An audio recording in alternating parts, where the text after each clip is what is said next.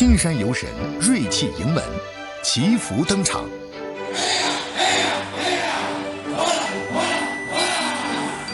南海火种点燃翻塔，照亮夜空。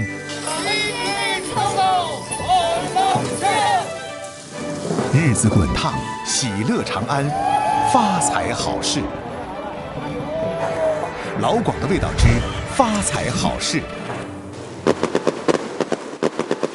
发财好事是老广饮食文化中深入骨髓的吉祥密语，它早已超越了单纯的味觉体验，成为节庆餐桌上不可或缺的精神图腾。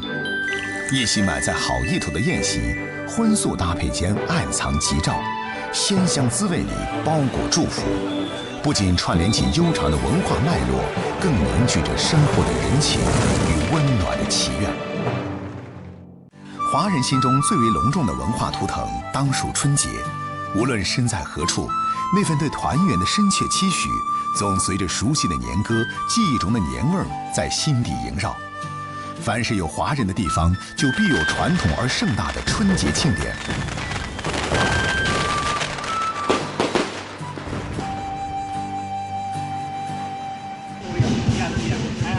还没有好哦，刚刚到。还要等几久？10分钟吧。哦，对了 ，OK， 我等下再交给你。稍等你们。上午10点，马来西亚新山行宫前的临时美食街，摊主们正忙活着开市前的准备。这条不到500米、仅营业2天的街巷，1小时后将涌进上万客流。新山华人1年1度的盛会正在酝酿。我们一心玫瑰每年都来这里摆摊的，在这里卖了30多年了。及时的佛古庙众神出巡，我们恭请赵大元帅上架，上架！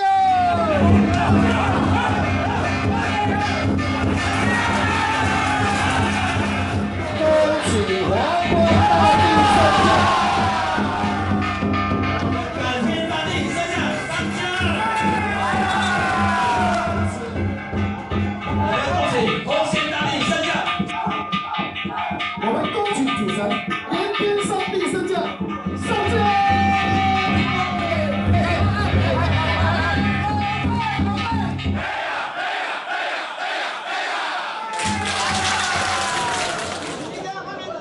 五邦共庆，众神巡游。每年正月18到22，一连5天，新山华人都会卸下日常的忙碌，全心投入这场延续了150多年的游神盛事。新山市直隶街的柔佛古庙是典型的潮州中式古建筑，19世纪后期由潮州先贤陈旭年等人发起兴建，已有150多年的历史。殿内供奉着5位神明：海南籍的赵大元帅，广肇籍的华光大帝，客家籍的感天大帝，福建籍的洪仙大帝，以及潮州籍的元天上帝。在庙这里呢，里面的人数100-200人左右，可是一去到那个庭院呢，就应该会有500-600人。一去到街上呢，应该是算万人以上的了。10点45分，柔佛古庙里的锣鼓声铿锵激昂，声声震耳。舞龙舞狮腾挪跳跃，大头娃娃憨趣晃动。当古庙内的喜庆热闹烘托得满溢而出，庙外的人群早已井然列队，怀着虔诚静静等候。过2年就想到这些东西了，没有心做工了。等到游神过后才开始做工，有心做工。我每一年要游神之前10天到1个星期，太太都不碰我，分开睡。我们要保持我们的身体的轻。游完神才叫做过完年，所以我们每一个人遇到彼此，都会1年见到1次，都会互相祝贺新年快乐。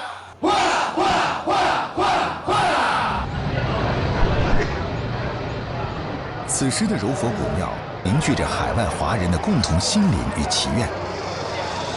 及时到，李志林，柔佛古庙众神巡游，我们恭喜大元帅上架，送完。随着一声吉时到，游神盛典的重头戏“众神出銮”正式开启。每尊神明都由对应籍贯的护神乡亲专程护佑。护神队伍紧扣教杆，以同心之力护神教缓缓跨出山门。庙外百姓合十翘首，共赴这场刻入血脉的庄严盛事。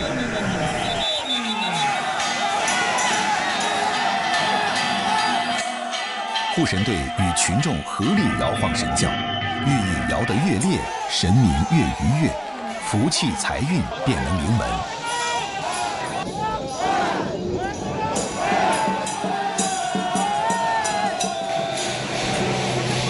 五尊神教里，唯有潮州籍元天上帝神教只抬不摇，独守庄严。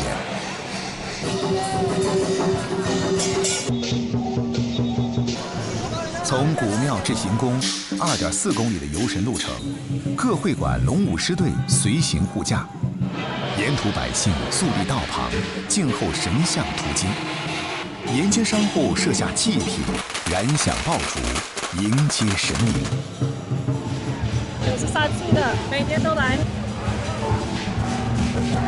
这场盛事早已跨越族群边界，马来、印度裔市民驻足道旁，沿街的印度餐厅员工主动递上免费饮用水，不同肤色的人们共守一份虔诚，成了新山多元文化相融的见证。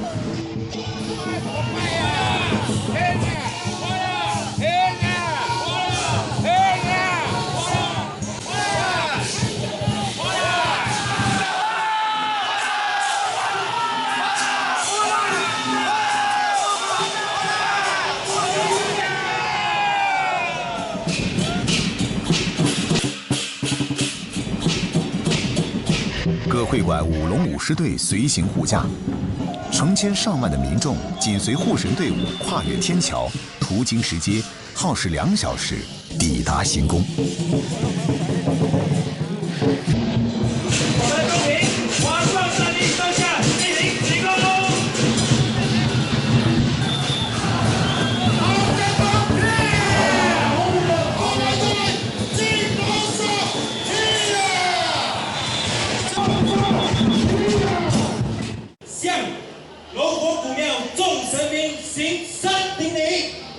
仪式圆满，狗拜狗拜，嘿呀嘿呀嘿呀嘿呀嘿呀，哗啦哗啦哗啦哗啦哗啦。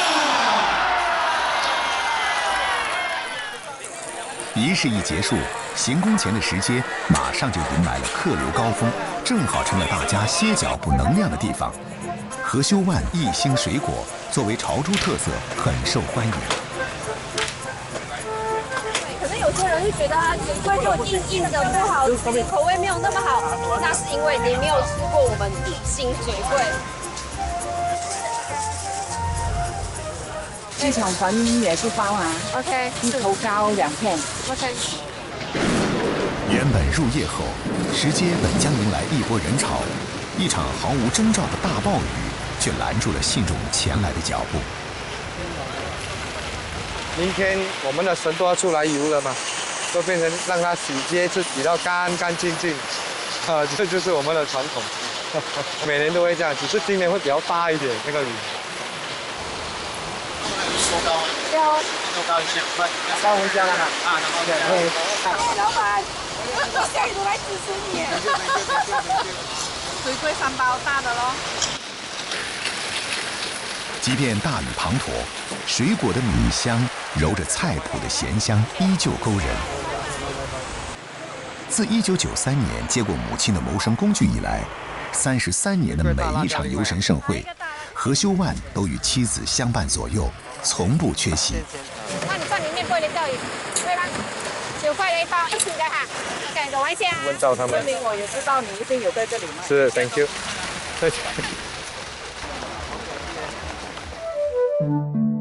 何修万的摊位上，除了传统潮州水果备受青睐，萝卜糕、芋头糕和肠粉也深得食客追捧。这4款被称作一星4大天王的小吃，皆为纯手工制作，往往开档数小时便被抢购一空。来一包小的。水柜。水柜卖完了，一年比一年多。今晚我们回去就赶工了啦。赶工了。一大早我们就做开工了。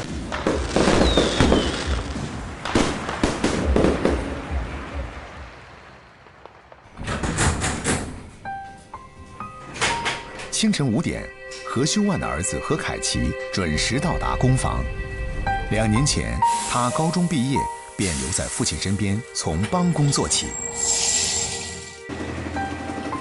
主要是水柜，然后就一头高萝卜糕，因为我们的主打就是水柜。水果也叫果仔，在潮汕话里，果是米制品的统称，水果便是其中之一。这道潮汕小吃以米浆为主要原料，制作时需用冷水和热水调配米浆，水果也因此得名。我学会这个手艺从零，就是我奶奶教我，我奶奶做我看，我奶奶教我听，我奶奶骂我接受。自小耳濡目染，何凯琪仅花了1年时间，就从奶奶和父亲手里全盘接下了家传4大天王的制作技艺。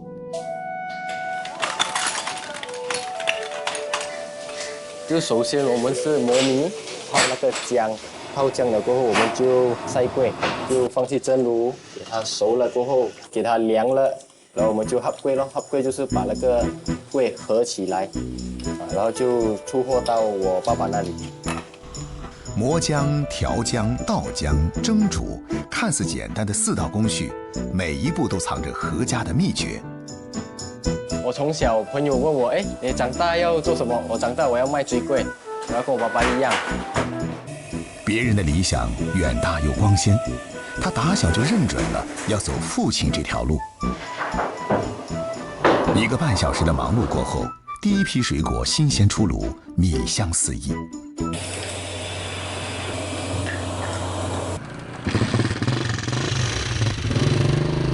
父亲何修万开着3轮水果车，朝着3公里外的大马巴沙热带水果市场出发。在过去2年里，这对水果父子兵分工清晰，合作无间，一个坐镇作坊搞生产，一个外出市集做售卖，父子俩的所有时间全扑在这门传统生意上。阿哥，你是要1包參了嚇？應該1包參了嚇？2包參，1包米參。哦，1包無參米啦 ，OK。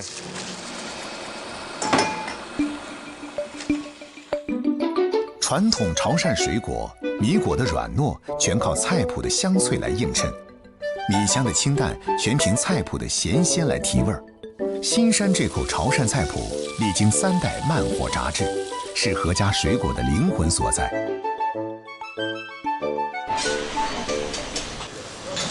其實以父母的角度，他們也不是很想我們接手啦。為什麼？因為這一行真的是很繁瑣的工作，永遠做不完的工。我們做了這樣久，我們也不捨得啦，畢竟是爸爸媽媽的心血嘛。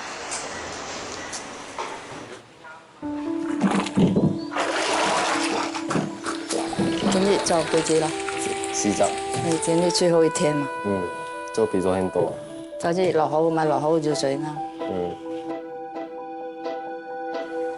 奶奶邹媚兰虽然已退休多年，可每逢游神，必定早早起身到工坊里帮孙子打理摊档。我觉得他不会累的，他也是做了很多年，他还是放不下。我自己放不下，我承认，做这门生意不是这么简单，做人很矛盾啊。在街坊眼里，水果是勾连乡愁的美食，而在邹媚兰心里，它是何家4代相传的生存底气。如今传承的火种又递到了孙子手中，每一棒的接力藏着对食客的用心，更藏着对故土风味的爱与敬畏。米好像比昨天的软一点，昨天的比较硬。等一下几点要过去？姐姐讲12点这样了。我等一下也是要过去，我要去拜拜。等下一起去啊，跟我们一起去。上午一家人兵分2路，为日常生计奔波忙碌。下午3代同堂借游神一解乡愁。今天游神压轴大戏《众神夜游》即将登场，这也是石街今年最后最热闹的营业日。我们要去拜拜了，带我们去拜拜，走走，我去拜拜。好，拜拜。摊位摆好，营业前第一件事是去行宫上香祈福。这规矩何家守了30年。五邦神明驻跸行宫的这2天，新山多数华人都会前来焚香祈福。这缕香火是当地华人跨越150年的传承。新山是马来西亚第2大城市，与新加坡隔岸相邻，素有南方门户之称。这里聚居着10万余名潮汕侨民，因此也被唤作小汕头。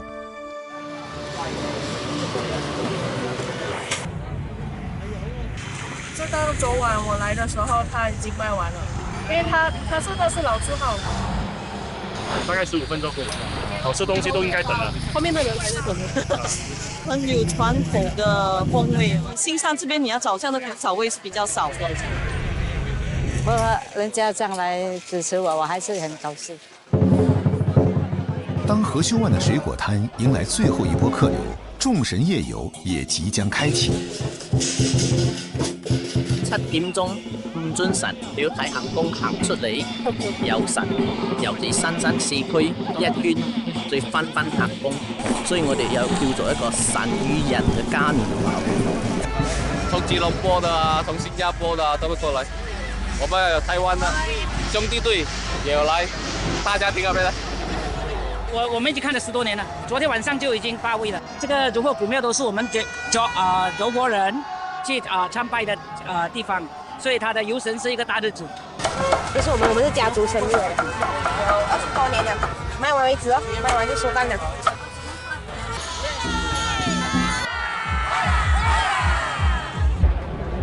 暮色浸染新山街巷，这场跨越100年的民俗狂欢正拉开压轴序幕。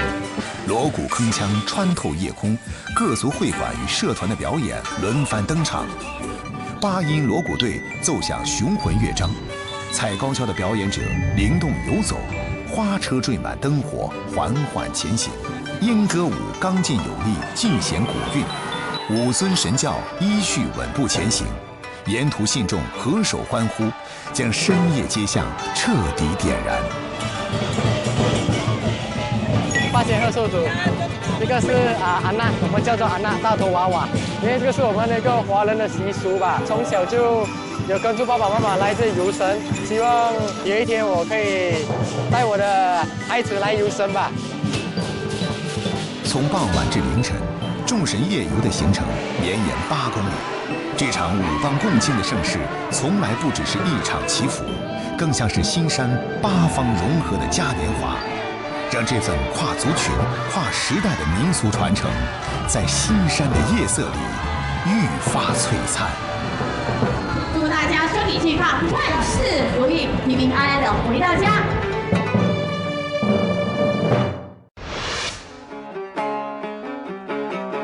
柳州三江县因浔江、榕江汇流而得名。榕江曾是连通贵州和广东的黄金水道。江畔的富路苗族乡是苗、侗、汉等多民族聚居地，一度成为榕江流域最兴旺的商埠码头之一。当年有不少粤闽商人迁居扎根。富路最热闹的日子要数3月3，这个节庆能让这个常住人口不足3万的小乡镇，在节日期间涌入数万人。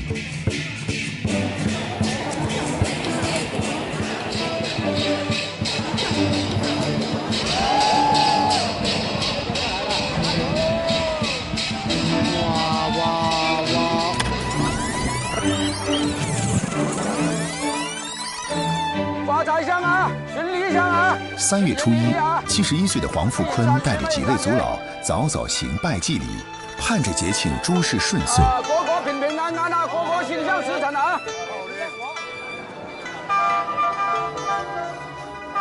此时，170多支芦笙队正从4乡8寨赶来，准备比个高下。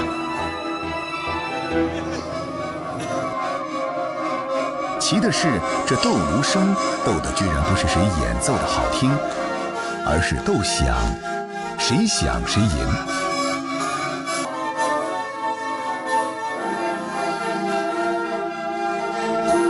每个队伍都有排兵布阵的诀窍，声管越长，音高越低，高中低音搭配得当，穿透力才够强。更令人奇怪的是，在赛场里竟然看不到裁判。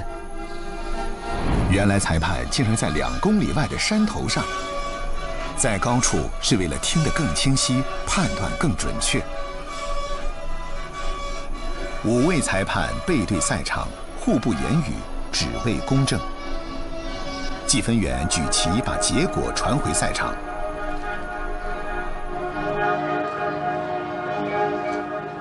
伴随芦声声响，黄富坤也忙开了。作为花炮制作非遗传承人，每年3月3，他都要亲手扎制3尊大花炮。杉木裁成木条做底座，尺寸是祖传的规矩，仅对传承人代代相传。底下它都是方的，是毛榫结构的，这是。最难是上架，烧这个竹子也很讲究的。你厚去了它压不回来，太薄去了它又容易损坏。仿着古建亭台的模样，竹篾木方一点点搭起花炮骨架，骨架立稳，就到了装修环节。黄富坤用来涂表的纸藏着不少门道。现在都是采用这个我们的剪报这个用纹纸，容易找，文具店去的可以要了，最少要5次它才够硬。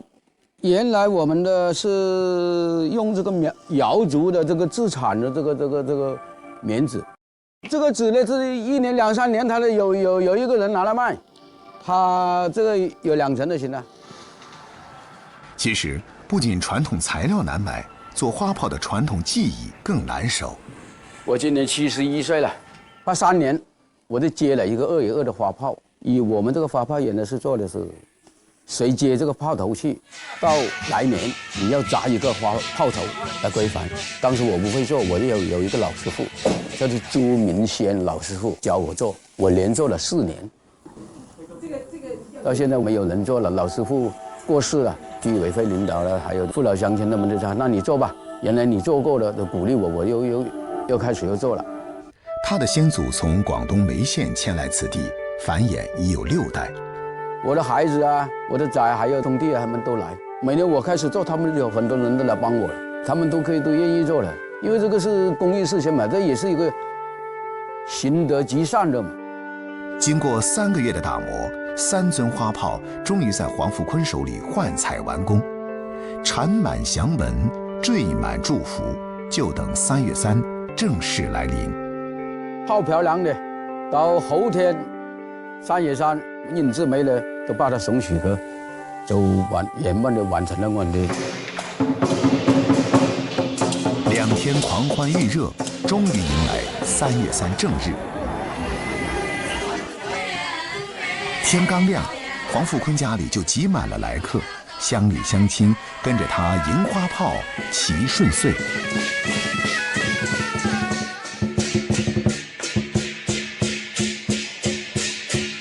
富禄3月3花炮节传承200多年的规矩，至今从未改变。3尊花炮配3头大猪，还有米酒、糍粑、红鸡蛋等当彩头。各支盛装打扮的表演队伍跟随其后，花炮巡游正式启程。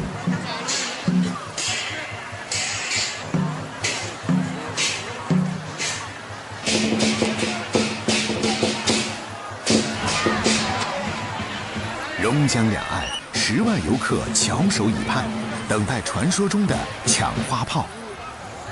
来自3省5县的22支队伍，600多名勇士早已在榕江畔摩拳擦掌。花炮是吉祥信物，谁能抢到便是赢家。第141届抢花炮即刻开战。一声炮响，还没等硝烟散尽，场上100多个光膀子的壮汉就跟饿虎扑食似的，呼啦啦抢成一团。赤膊上阵是规矩，既显勇士气魄，更是防止私藏花炮。头炮最难抢，谁不想拿个头彩？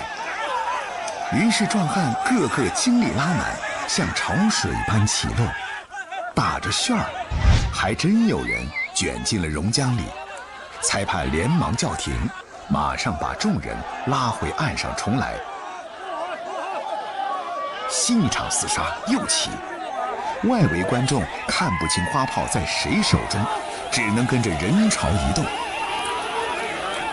焦灼了半个钟头，一个选手领头冲向得胜门，把花炮圈塞到了裁判手里。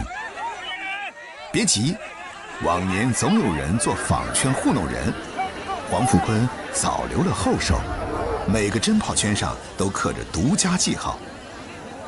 验证通过，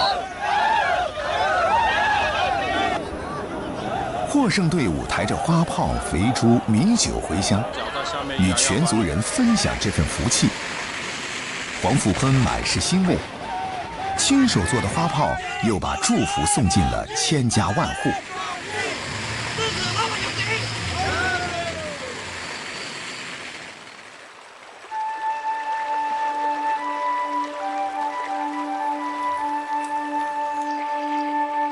3月3的热闹少不了长桌宴。风雨桥上169桌宴席绵延成街，1500多名游客慕名而来，两广乡亲自不必说，还有上百位外国友人也来凑这份热闹。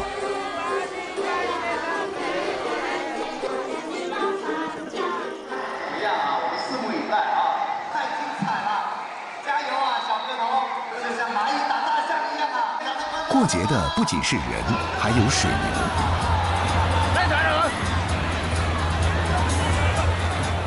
跪前交界的斗牛习俗，古早时是侗寨人的断事规矩。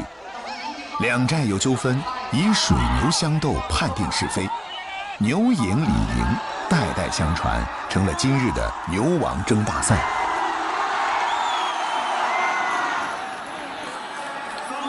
斗牛场里的水牛争荣誉，餐桌上的黄牛暖人心。当地名菜牛瘪，从前只在过节待客时才做，这也是黄富坤的拿手菜。牛瘪取的是黄牛瘤胃里半发酵的草料汁液。黄牛跑山吃百草，它的瘪汁草香足，苦味轻。这百草汁液也被老乡们称作百草汤。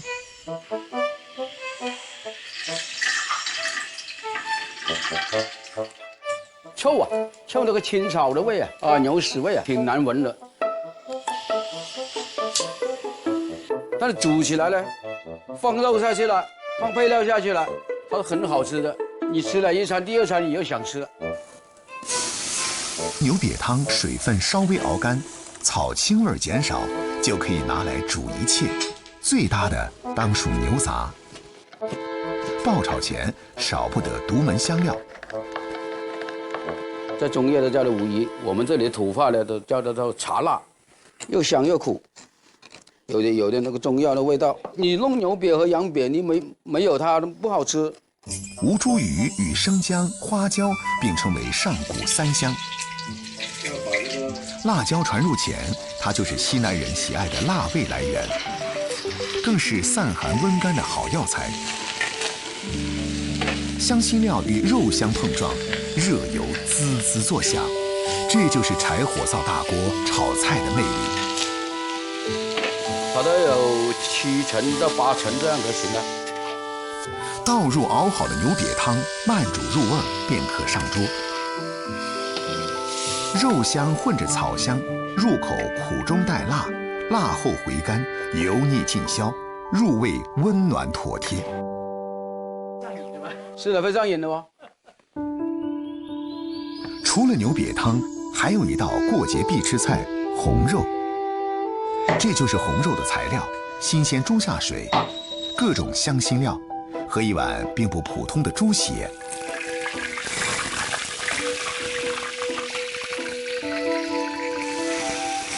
黄富坤把猪下水铺满锅底，煎至80%熟，太熟就失去了嫩劲儿。这是一道凉拌菜，猪下水放凉切块，撒上折耳根、小米椒、葱姜、韭菜，最后淋上猪心血。猪心血比普通猪血更稠更嫩，配着猪下水的韧香，香料的草本气息在后味中缓缓释放，辣而不燥，鲜而不腻，是直冲味蕾的三江风味。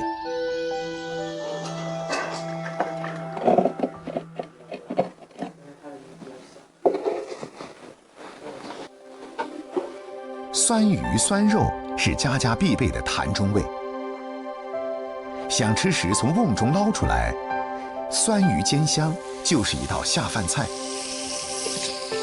酸肉的脂肪凝结，像琥珀般透亮，用葱姜辣椒翻炒，色香味俱全。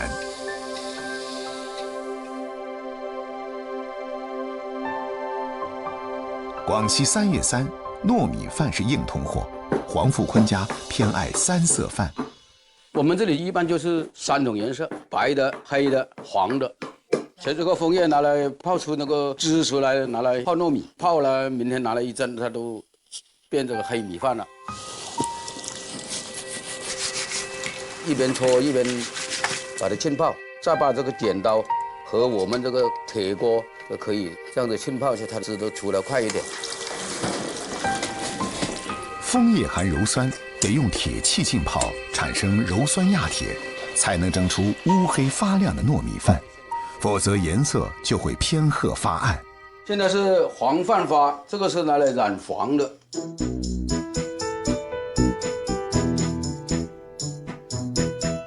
黄饭花就是蜜蒙花，水煮沸时，蜜蒙花里的黄色素会溶解到水中成金黄色，由此蒸出的糯米饭满是花香。这蜜蒙花还是清热明目的好药材。草本染色后，用传了4代人的粗陶饭甑隔水蒸。3色饭的要义，老祖宗的智慧最是地道。现在我们的上锅开始蒸饭了，它上气了以后，有15分钟这样子，有颜色的饭就出来了。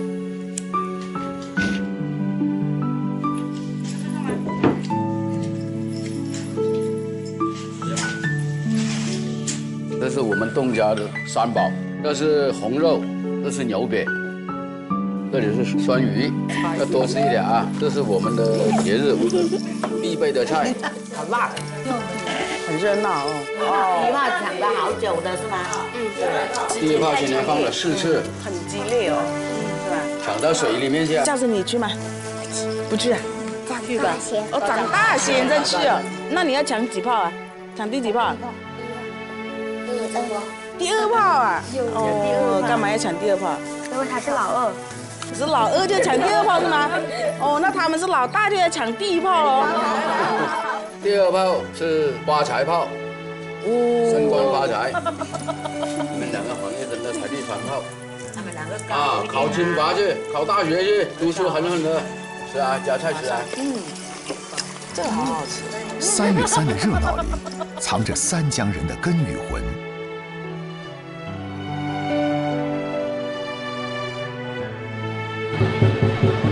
回到故土，抢祈福花炮，品家乡风味。这些鲜活的记忆会刻进生命里，成为人生路上最稳的锚点。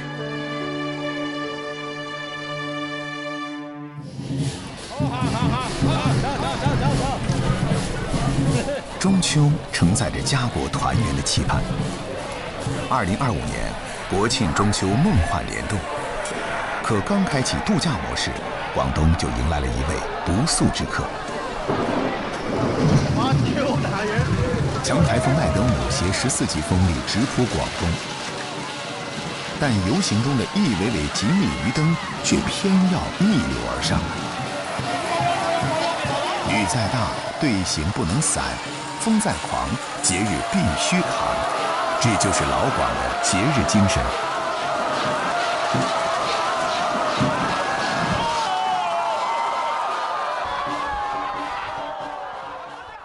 仿佛一场跨越风雨的接力，下一棒传到了几10公里外的西桥镇松塘村。这座出过4位翰林、6位进士的800年古村，任性地迎来了1年里最热闹的春节。带头搞事情的是他，欧庆生。慢慢地啊！这位曾经走出去的大学生早已回村，如今担任经济合作社社长。今年中秋，他肩上的担子格外重。唔夠啊，叫阿陸東加碼啫嘛。啊，我就不陪你們吃了啊，你們慢慢吃啊，慢慢吃。素来沉稳的阿生，此刻也有点慌神。台风大雨眼看就要来，他恨不得把时间掰成2半用，饭都顾不得扒上一口，转身又去张罗火炬传递的事儿。去翻嗰度個位接㗎啦，你跑到第5排。路线要捋顺，可阿生心头最悬的是能否抢在风雨来临前把翻塔稳稳立起来。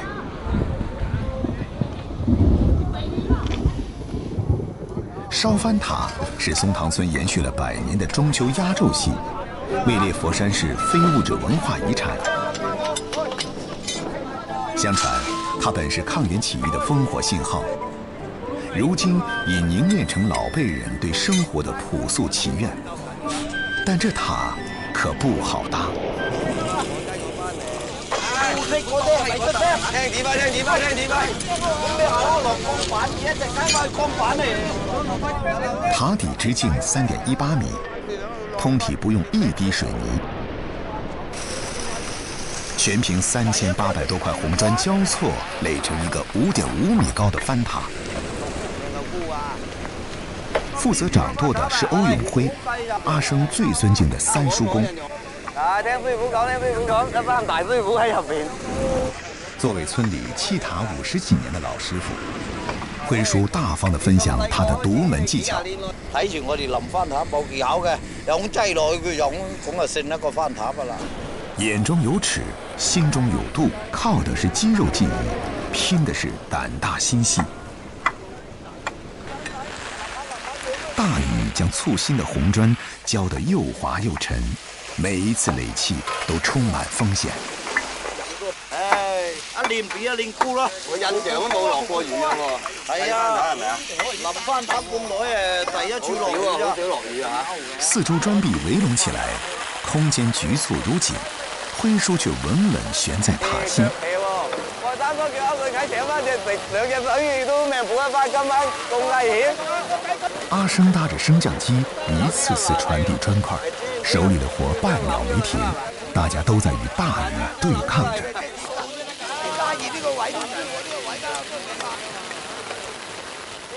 就在塔成的瞬間，老天爺似乎也被這群倔強的老廣感動了。大雨停歇，彩虹突現。咁今年咁落雨都仲咁多人一齊玩。係啊，即係證明咧，我哋個韓林村齊心合力，風雨不改，一樣完成任務。下一屆個任務諗住交俾啲後生定係你繼續玩？我哋退休啦。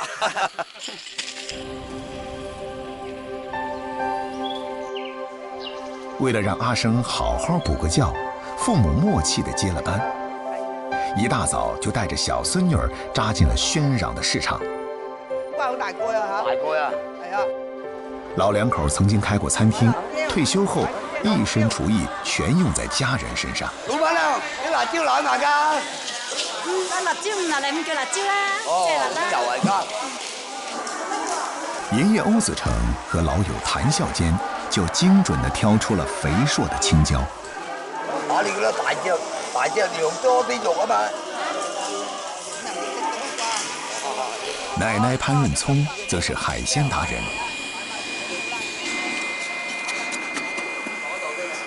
你睇老闆都揾好多錢㗎。酒瓷十雄，10月的公毛蟹高肥肉厚，蟹殼泛着青光，肚臍圓鼓。小孫女獨愛這口風雨，經不住她眼巴巴一望，爺爺奶奶便心甘情願地多忙活了一道菜。我想食新鮮。一陣俾你攞嚇，想食得先啊！在松塘村，食物与灶台的距离往往只有几步之遥。一到家，奶奶马上开始处理泡了一天的田螺。在老广的中秋食谱里，田螺是不可或缺的古早风物。因螺与螺同音，向田螺时寓意五谷丰登。此时的田螺已完成产子，肉质肥厚，清甜無沙。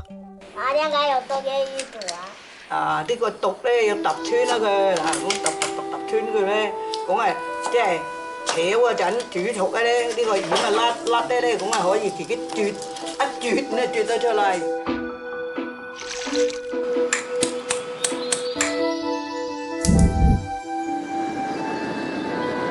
炒一盘地道的紫苏田螺，讲究的是镬气与火候。蒜末、豆豉与小米辣入滚油爆香，构成风味的底色。田螺旋即下锅，快速翻炒。点睛之笔在于紫苏，去腥增鲜，调味丰富而克制。最后大火收汁，让每颗螺都裹上油亮酱衣。这样炒出来的田螺，肉质脆爽，咸鲜之中透出紫苏的回甘与镬气的焦香。酿青椒是爷爷的拿手绝活。青椒碧绿硬挺，就是要用那股清冽的生气去衬托虾滑的鲜甜。拇指抵住青椒内壁，虾滑顺着虎口缓缓酿入。多一分则撑破，少一分则空洞。这分寸是老爷子几十年在灶台前练就的功夫。酿口朝下，中火慢煎，让青椒的虎皮纹慢慢浮现，令虾滑的鲜香稳稳定型。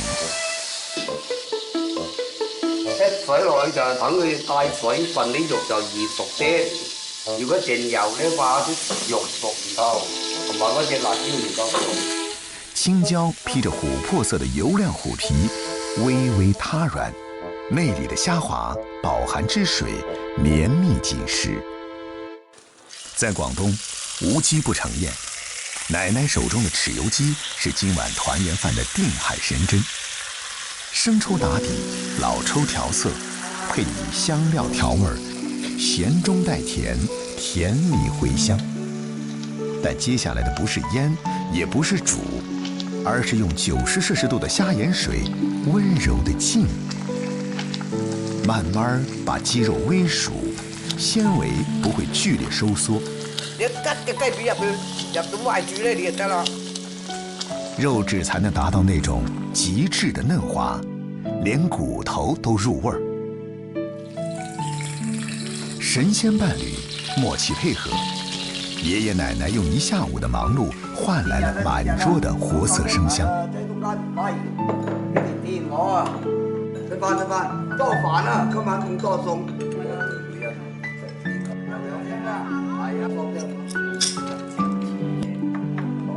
喂，幾個小朋友一陣食多啲啊！等下一陣出去燒飯炒啊！真係辛苦啊！你今日真係好味啊！你嘅雞翼啦。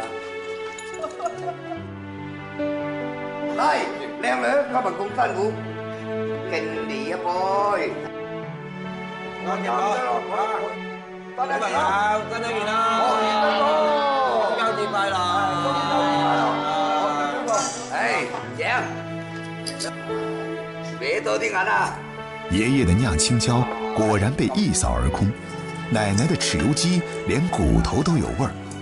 大家啃着蟹，吮着螺，都希望今晚雲開霧散，火塔通明。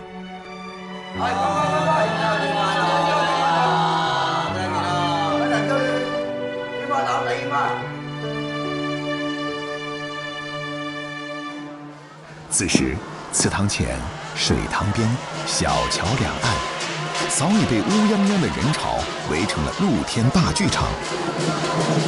吉时已到，火种从祠堂底出，依次经过一双双郑重托付的手，最终与塔底的柴草相遇。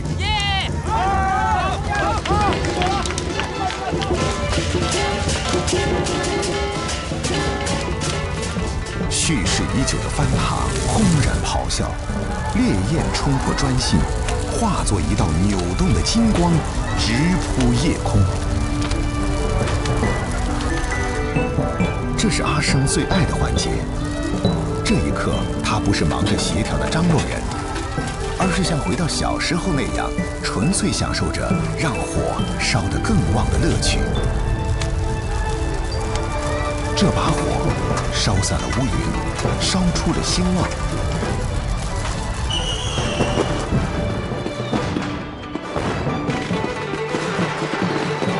烟花如雨纷扬，恰好映亮了腾跃而入的醒狮。鼓点追着狮头摇摆，在人群爆发的欢呼声中炸开。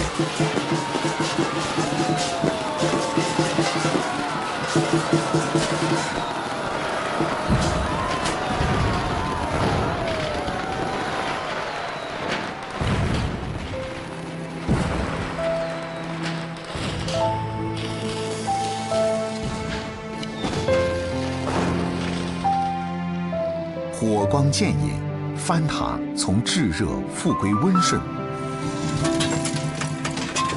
塔身应声而倒，在腾起的烟尘中完成1年1度的谢幕。砖块碎裂的响动里，藏着老广最直白的祝愿：岁岁平安。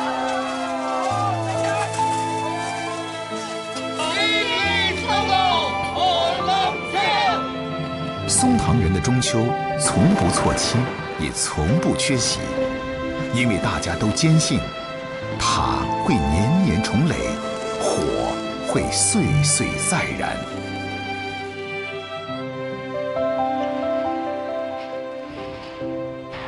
重视节庆，恪守仪式，将最朴素的美好愿望寄托于餐桌饮食，浸润在节庆民俗。